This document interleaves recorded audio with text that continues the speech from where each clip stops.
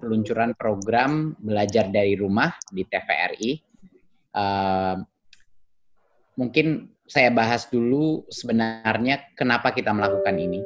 Karena walaupun kita sudah bermitra dengan berbagai macam partner teknologi untuk melakukan online learning dan berbagai macam platform-platform yang sudah kami luncurkan dengan kemitraan dengan berbagai macam mitra swasta, namun kami sadar bahwa banyak juga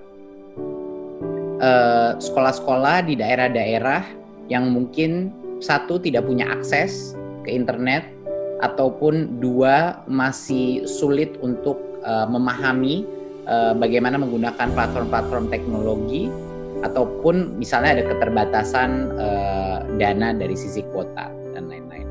Jadinya kami di Kemendikbud ingin memastikan bahwa dalam masa yang sangat sulit ini, bahwa ada berbagai macam cara untuk mendapatkan pembelajaran dari rumah. Ya, dan salah satunya adalah melalui media TV.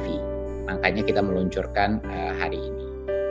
Jadinya bagi masyarakat di daerah 3T, daerah tertinggal, nggak punya akses internet, maupun juga masalah ekonomi karena tidak mampu membiayai kuota, kita ingin membuat suatu channel gratis melalui TVRI untuk langsung bagi bukan hanya para siswa, tapi juga buat orang tua juga ikut membantu pembelajaran dari rumah.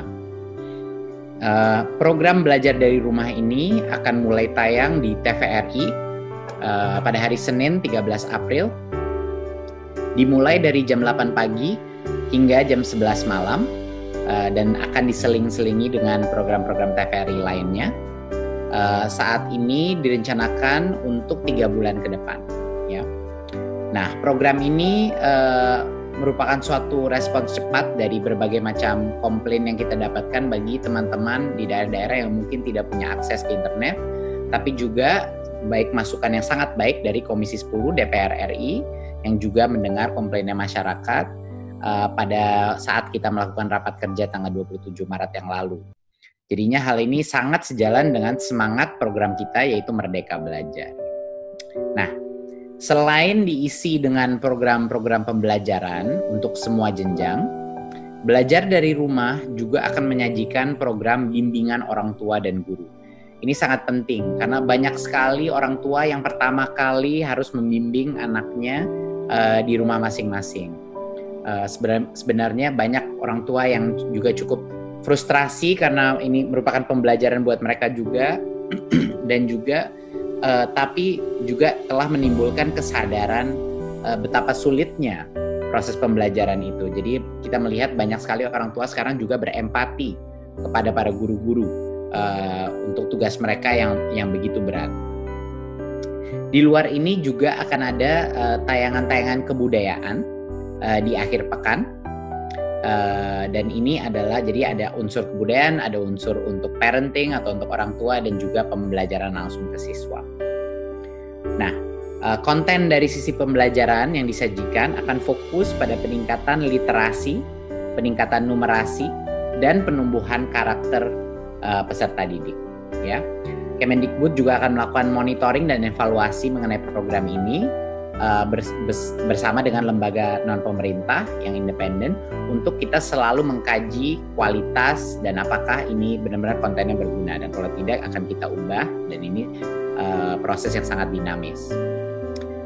Jadi solidaritas dan gotong royong menjadi kunci penanganan COVID-19 di Indonesia, dan Kemendikbud terbuka untuk kerjasama dan kolaborasi pendukungan penyelenggaraan pendidikan di masa darurat ini, baik dari sisi konten, dari berbagai macam mitra konten yang akan kita cari, edutainment, konten dari platform-platform edtech, maupun juga berbagai macam platform video dan konten yang sudah ada baik di Indonesia maupun di mancanegara. Kita akan bermitra dengan mereka semua.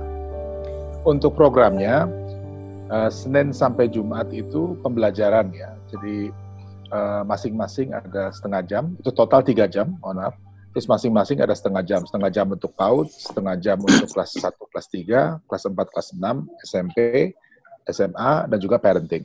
Itu total untuk pembelajaran, dan materinya kita ambil dari berbagai sumber ya. Sebagian besar itu existing, memang sudah ada, itu ada di Kemdikbud, dan juga kita ambil beberapa sumber dari luar seperti Jalan Sesama untuk PAUD, dan sebagian memang harus dijahit kembali ya. Jadi materi yang ada disambung dan kemudian dibeli voice over. Nah, mungkin yang boleh saya tambahkan bahwa ini semua dilakukan tanpa kita bertemu ya. Jadi semuanya dilakukan online. Jadi untuk 2 minggu pertama memang bahan-bahan yang ada kita kumpulkan dengan cepat, itu dijahit, dan untuk minggu-minggu berikut mungkin sudah beberapa bisa memasukkan produksi yang baru. Itu mengenai materi. Dan di akhir pekan, Sabtu Minggu, itu 3 jam untuk kebudayaan. Ada talk show, ada podcast, jadi ada kesenian ya, dan juga magazine tentang perkembangan terakhir dari seluruh Indonesia. Malam hari ada film nasional. Ya, jadi kita memberi ruang untuk film nasional juga diputar, dan ada beberapa genre, jadi film anak dan film drama dan juga dokumenter. Jadi praktis kalau misalnya kita lihat ini total nantinya ada 720 episode selama 90 hari, dan sekarang ini kita sudah siap tayang untuk 2 minggu dan memproduksi untuk yang berikutnya, dan ini memang betul-betul kerja cepat ya. Jadi memang seperti di tengah situasi yang serba terbatas ini, tapi begitu kira-kira mengenai materi.